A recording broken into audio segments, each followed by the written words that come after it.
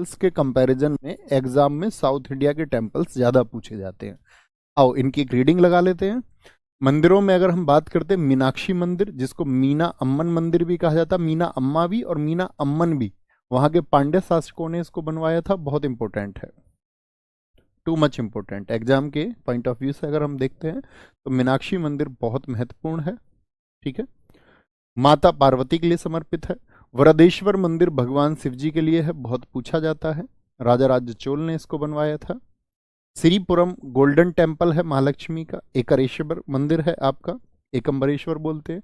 Mamallapuram temple, ना जाने मैं कहूँ, ये हिस्ट्री के पार्ट में भी पूछा जाता है।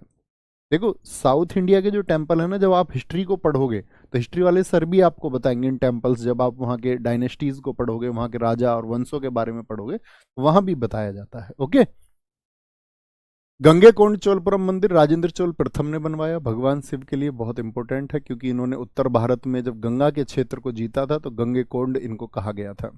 रंगनाथ स्वामी टेम्पल, ऐरावतेश्वर टेम्पल और तट मंदिर इंपॉर्टेंट है। तट मंदिर यानी सौर मंदिर को बोलते हैं, भगवान विष्णु जी का है और भारत का पहला ग्रीन एनर्जी का आर्कियोलॉजिकल साइट है। पहला ग्रीन एनर्जी का आर्कियोलॉजिकल साइट। ग्रीन एनर्जी का मतलब समझते हैं ना, हरित ऊर्जा के द्वारा संचालित ये होगा।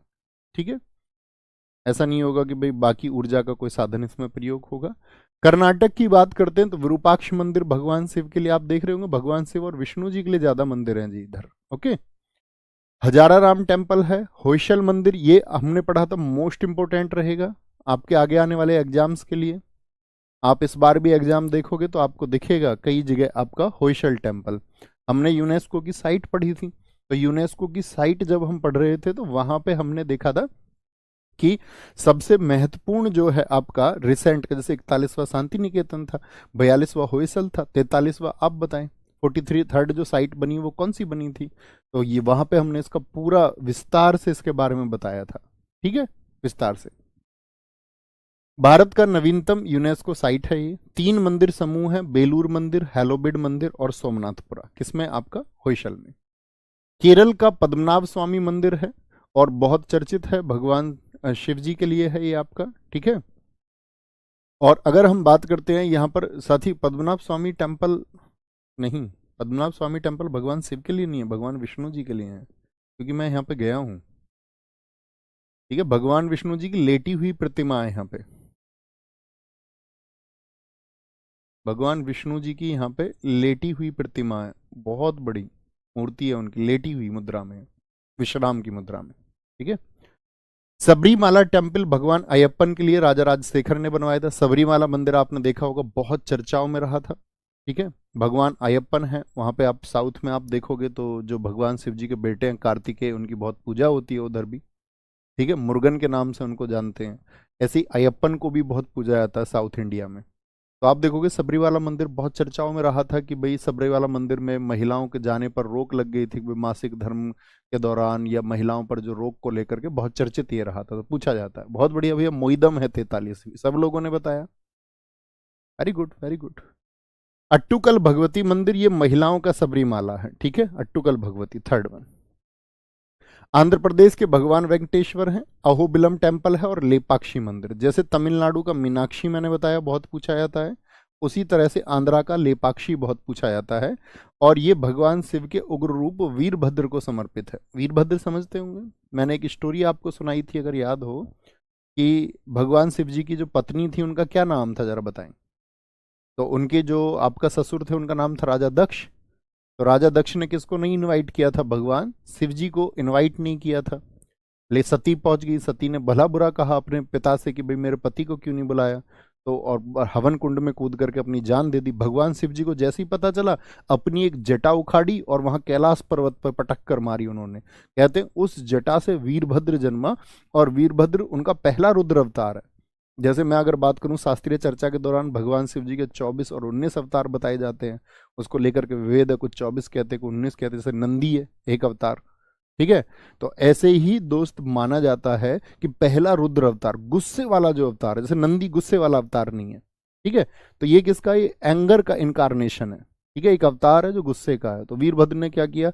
राजा दक्ष की गर्दन काट के ले आए भगवान शिव जी के सामने। ठीक है, और वहां उनके सारे हवन कुंड को नष्ट कर दिया। क्योंकि बोलते हैं कि भाई भगवान, उसके बाद की कहानी भी है, भगवान शिव ने फिर एक बकरे की गर्दन लगाई थी राजा दक्ष के ऊपर, है ना, अज की गर्दन, अज बोलते हैं बकरे को, ठीक है। तो ये भगवान वीरभद्र को समर्पित है लेपाक्षी मंदिर। तेलंगाना का रामाप्पा मंदिर, ये भी एक यूनेस्को साइट है। बताएंगे कौन सी यूनेस्को साइट है रामाप्पा मंदिर? कौन सी साइट आप इसको कहेंगे? 36वीं साइट आप इसको कहेंगे, 37वीं कहेंगे, 38वीं कहेंगे, या फिर 39वीं यूनेस्को की साइट आप इसको कहेंगे? ठीक है। संगमेश्वर टेम्पल है आपका कहाँ पे है? तेलंगाना में। बस एक रीडिंग। महाराष्ट्र में शिरडी में, कहाँ पे? शिरडी में साईं बाबा जी का टेम्पल है, शिरडी, ठीक है, शिरडी में साईं बाबा जी का टेम्पल है। घर्षणेश्वर टेम्पल है, बहुत पूछा जाता है। छत्रपति शिवाजी के दादाजी थे, कौन थे उनके दादाजी? मालोजी। बहुत लोग तो बोलते छत्रपति शिवाजी के दादाजी का नाम दादा कौंडदेव है। वो दादा कौंडदेव उनके दादा नहीं थे, वो उनके क्यूरेटर थे, संरक्षक थे। उनको सिखाते थे कि भाई राजा के अंदर क्या क्वालिटीज होनी चाहिए। तो उनके दादा जो है वो मालोजी नाम है उनका। ओके। त्र्यंबकेश्वर टेम्पल है, साथ ही आप जानते होंगे यहाँ पे त्र्यंबकेश्वर में आपका क्या बोलेंगे भैया? एक शिवलिंग आपने हमको बताया था। घर्षणेश्वर भी क्या है? एक शिवलिंग है, इसीलिए ये बहुत महत्वपूर्ण है।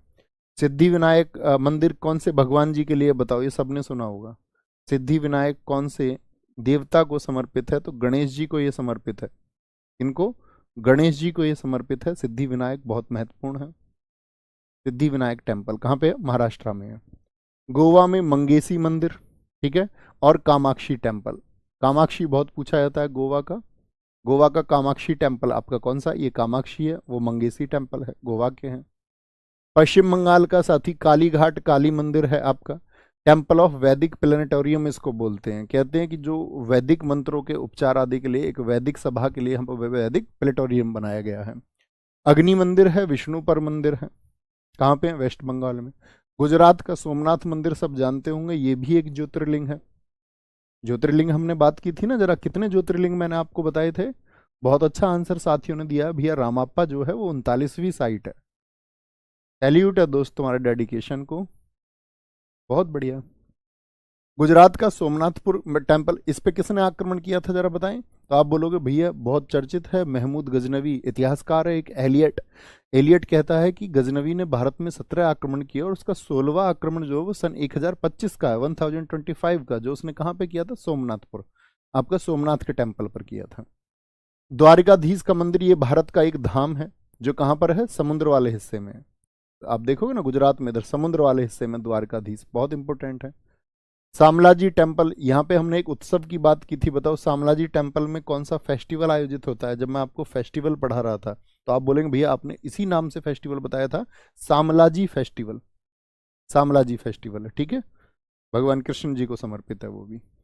उड़ीसा का जगन्नाथ मंदिर है, बहुत चर्चित है, ठीक है, पुरी का जगन्नाथ मंदिर बोलते हैं, भारत के 4 धाम में से एक धाम भी है।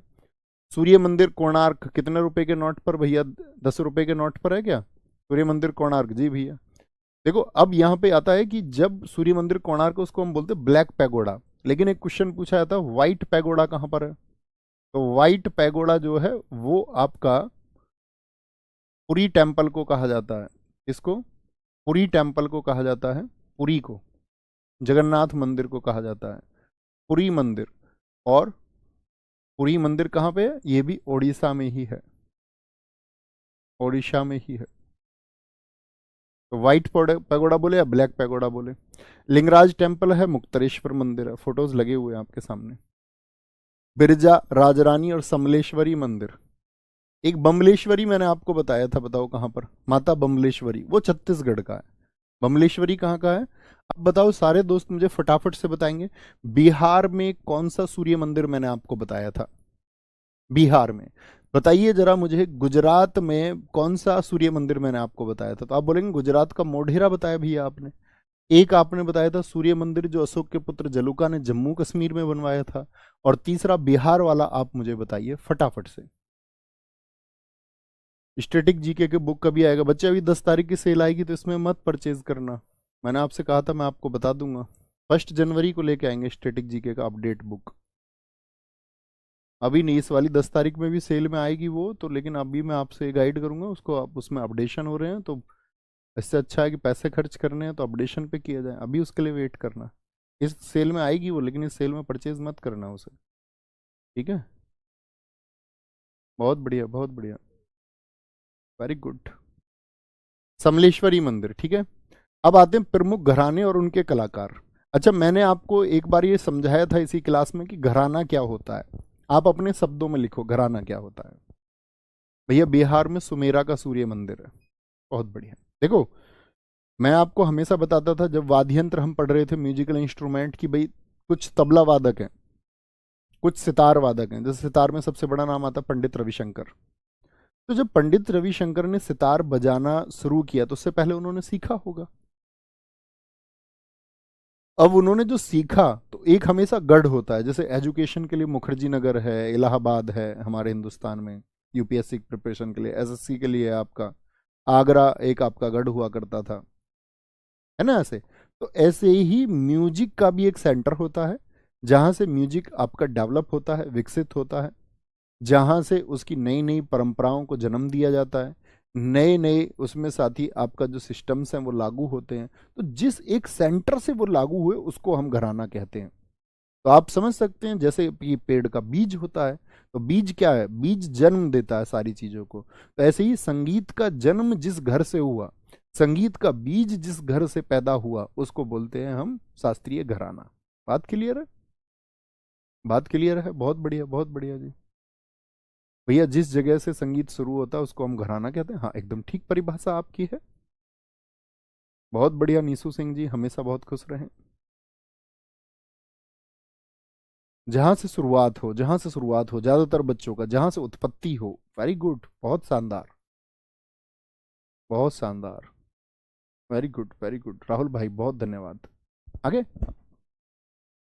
प्रमुख घराने। अब 6 नंबर पे कैसे आगे घराने, बाकी घराने कहाँ गए हैं? ये क्या कर दिया तुमने, इसमें नाम बदल दिया क्या इनका?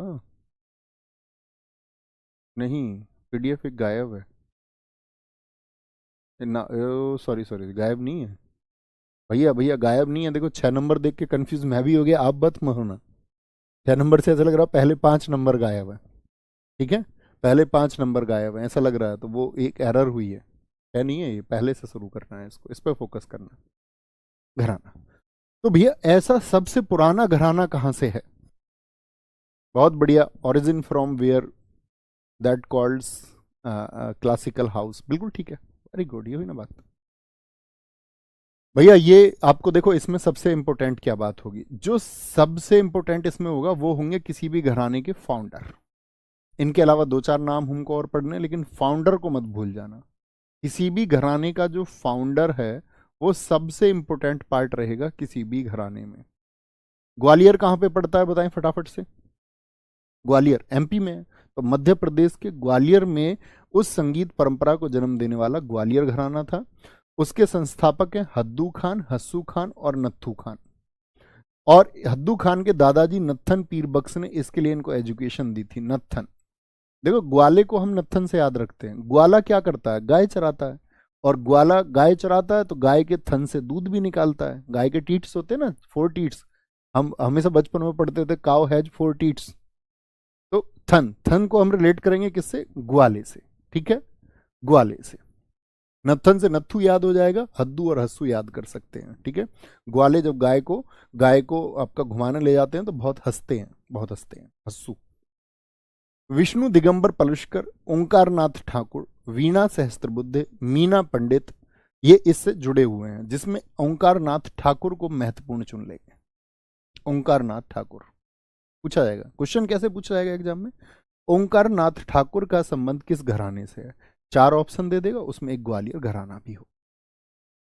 इंदौर घराना, इंदौर कहां पे पड़ता है बताएंगे? इंदौर भी भैया मध्य प्रदेश में ही पड़ता है। ठीक है, मध्य प्रदेश में ही है इंदौर घराना, मध्य प्रदेश का। इसके जो संस्थापक हैं वो उस्ताद आमिर खान हैं। आमिर खान अब एक एक्टर हैं, याद रख लेना। अब इंदौर, इंदौर, आमिर खान, अमीरों का अब दौर नहीं रहा, ऐसे याद रख लो। आमिर खान का अब दौर नहीं रहा, नए नए एक्टर आ गए। आमिर को इंदौर से रिलेट करना है। ठीक है, आगरा घराना, आगरा आप जानते हैं उत्तर प्रदेश में है।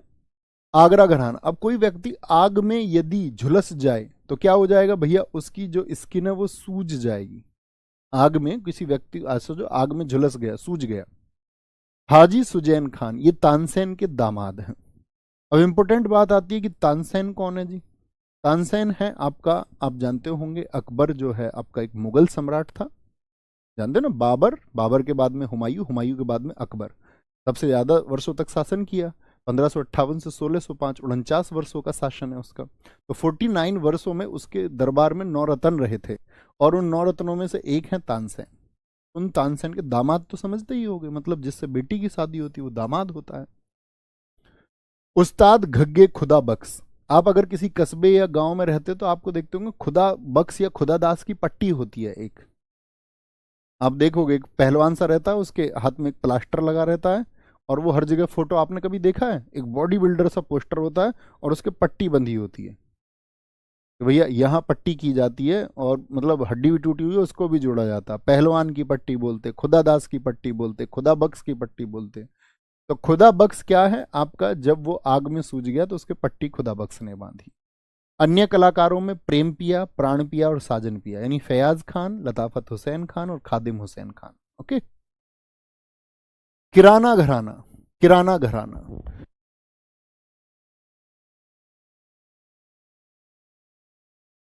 किराना घराना, किराना कहाँ पड़ता है आपका, कैराना, कैराना कहाँ पे पड़ता है, यूपी में पड़ता है। कहाँ पे पड़ता है, यूपी में पड़ता है कैराना। तो ये यूपी का मतलब मुजफ्फरनगर वाला जो क्षेत्र है, वहां से इस परंपरा को जन्म मिला। तो किराना घराने के संस्थापक अब्दुल करीम खान हैं। इसको ऐसे याद रख लोगे, देखो किराने से करीम तो सीधे याद हो जाएंगे, और किराए आजकल कितने बढ़ते रहते हैं, तो बोलेंगे वाह हद है, वाह हद है, किराया बढ़ाए जा रहे हो मकान का, वाह हद है। ठीक है, तो क्या बोलेंगे आपका, करीम खान और वाहिद खान, वाह हद, किराए बढ़ाए जा रहे हो। संवाई गदर्भ, सुरेश बाबू माने, प्रभा अत्रे, हीराबाई बाडोदकर, माणिक वर्मा, भीमसेन जोशी, 2008 में भारत रत्न इनको मिला था, बहुत इंपॉर्टेंट है। गंगूबाई हंगल किस घराने से संबंधित है, एसएससी ने अनेक बार पूछा है, मैनी टाइम्स, अनेक बार इसको पूछा है, गंगूबाई हंगल का संबंध किस घराने से है, क्या बोलेंगे आपका भैया किराना घराने से वो संबंधित है। बहुत बढ़िया, सारे दोस्तों ने बताया किराना घराना भैया यूपी का है। Very good, very good, very good, very good.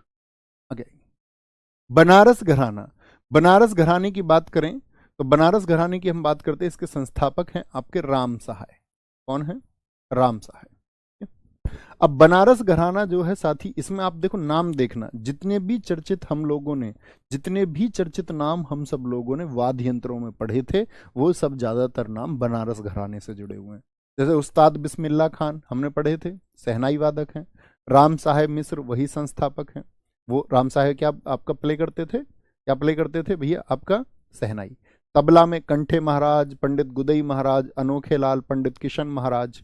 पंडित किशन महाराज को भी इंपोर्टेंट मार्क करना, ब्लू कलर में जो है वो तो महत्वपूर्ण है ही।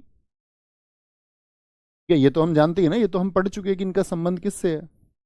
भोलानाथ पाठक, पंडित अमरनाथ मिश्र, सारंगी के आपके हनुमान प्रसाद मिश्र हो गए। प्रसिद्ध सितार वादक पंडित रविशंकर भी बनारस घराने से हैं। संतूर वादकों में याद है आपका शिव कुमार शर्मा, ठीक है, शिव कुमार शर्मा आपका किससे रिलेटेड थे, आपका संतूर से। कोई एक नाम और बताओ जरा मुझे संतूर से, जब समझ में आएगा मुझे कि तुम अच्छा रिवीजन करते हो। संतूर से कोई एक नाम और बताइए, फटाफट से बताएंगे, फटाफट से बताएंगे, तभी आगे बढ़ेंगे जब आप बता दोगे। संतूर से कोई एक नाम आप बता दोगे, मुझे लगेगा कि हाँ यार जान है बच्चों में।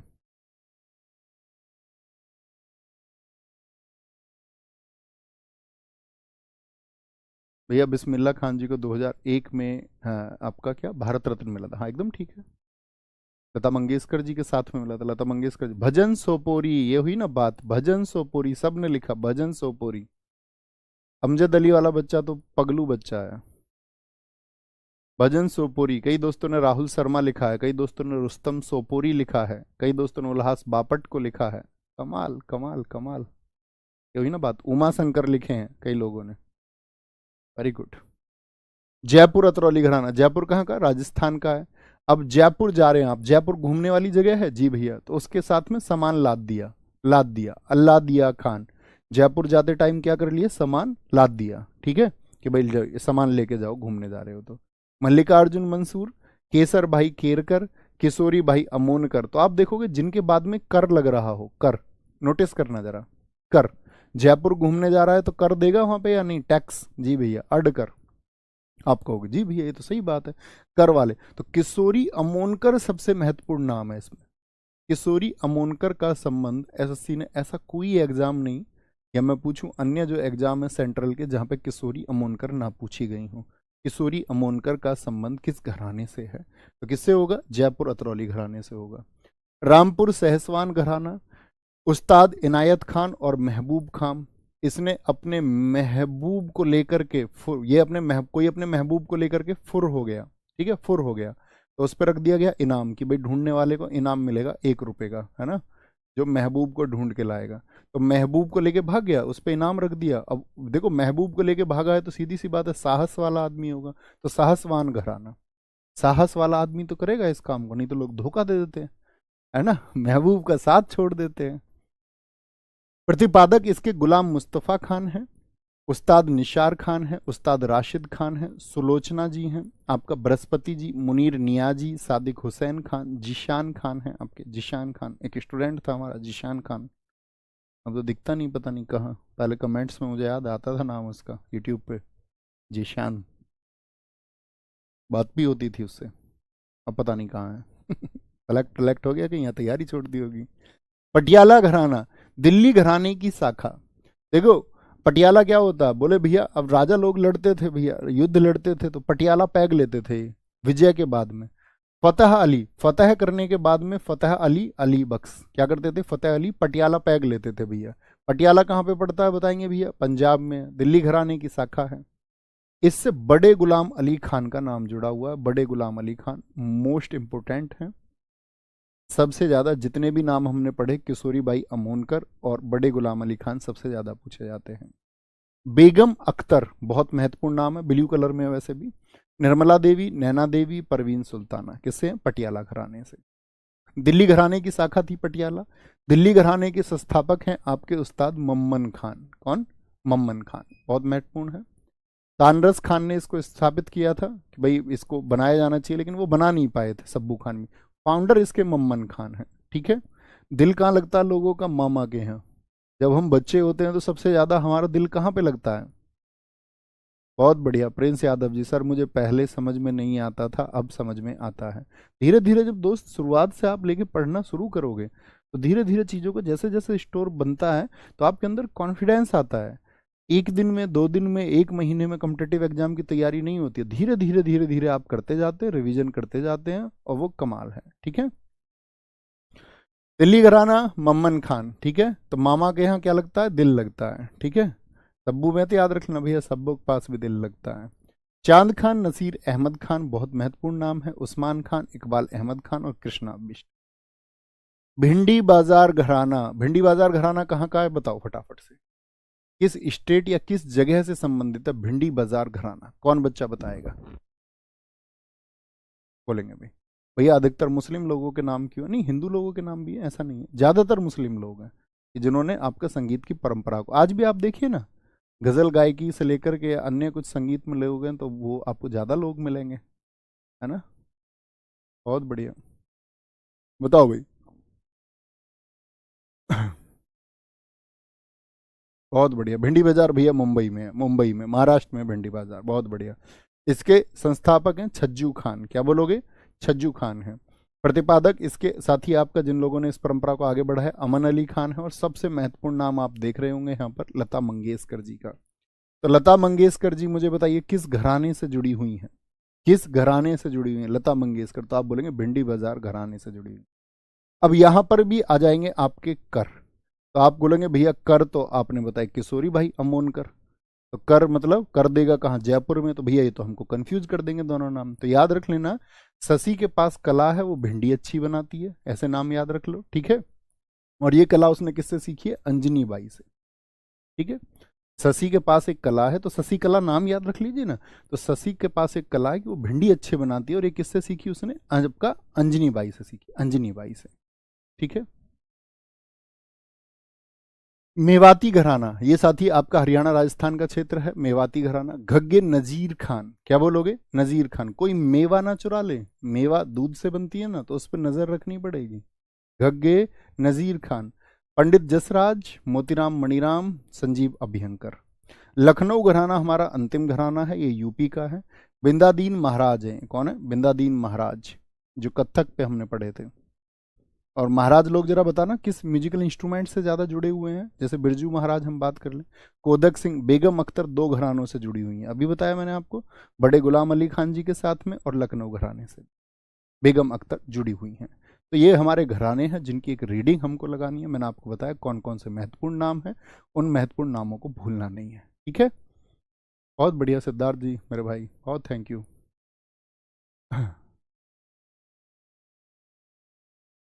बहुत बढ़िया, बहुत बढ़िया, वेरी गुड। कोई और बात हो तो बताइए।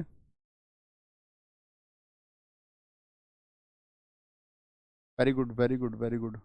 भैया जैसे ही मुसलमानों का कोई नाम आता है तो बच्चों क्यों पूछने लगते हैं ऐसे? हिंदू नाम जब सारे होते तो तब तो नहीं पूछते हिंदू क्यों है? ये भी सही क्वेश्चन है। सही नहीं, जबरदस्त क्वेश्चन है ना। ये दोस्त, मैं आपको समझाता था ना क्लास में, मैंने आपको बताया था कि कुछ चीज़ें हमारे दिमाग में एंटर की जाती हैं, उसी का प्रभाव देखने को मिलता है। अच्छे बच्चे ऐसा नहीं करते हैं, उनको लगता है कि कला तो कला है, ठीक है। और हमारे हिंदुस्तान की तो पहचान यही है कि यहाँ पे सभी धर्मों को एक संभाव से देखा जाता है, और ताकि वो सब लोग एक समन्वय से रह पाए, है ना। तो ऐसा नहीं है, कोई कोई बच्चा होता है, बाकी अच्छे बच्चे हैं सारे, नटखट हैं लेकिन अच्छे हैं। कोई दिक्कत, कोई परेशानी? ठीक है, एक बार रीडिंग लगाएंगे इनकी, रीडिंग लगा लेंगे इनकी एक बार। ट्रिक्स मत बनाना इसमें प्लीज, ट्रिक्स बनाओगे तो उलझोगे, ठीक है। कराने से कभी कभार एक आध क्वेश्चन देखने को मिलता है, तो एक बार एक रीडिंग लगा के रखेंगे उसको। ओके बॉस, कमाल आया। सर पॉलिटी डीप से पढ़ाएंगे या सिर्फ एसएससी? देख लेना, वो तो वहाँ जाके ही लेक्चर को देख के पता चलेगा आपको, मैं कैसे कह दूँ खुद के लिए। ठीक है। तो नेक्स्ट टॉपिक की पीडीएफ आपको आज मिल जाएगी। तो नेक्स्ट पीडीएफ को कल, नेक्स्ट जो टॉपिक होगा उसको कल शुरू करेंगे। अब तो छुटकू छुटकू टॉपिक रहेंगे हमारे, ठीक है। अगर मैं बात करूं जिन टॉपिक से क्वेश्चन पूछे जाते हैं, उन टॉपिक्स का हम लगभग आपका 75 to 80% कवर कर चुके हैं। बाकी 20% में छुटकू छुटकू टॉपिक आएंगे, इनको भी बहुत अच्छे से करना है। बहुत सारे बच्चे उसको छोड़ देते हैं, लेकिन आपको नहीं छोड़ना। ओके, ख्याल रखिए। जय हिंद, जय भारत।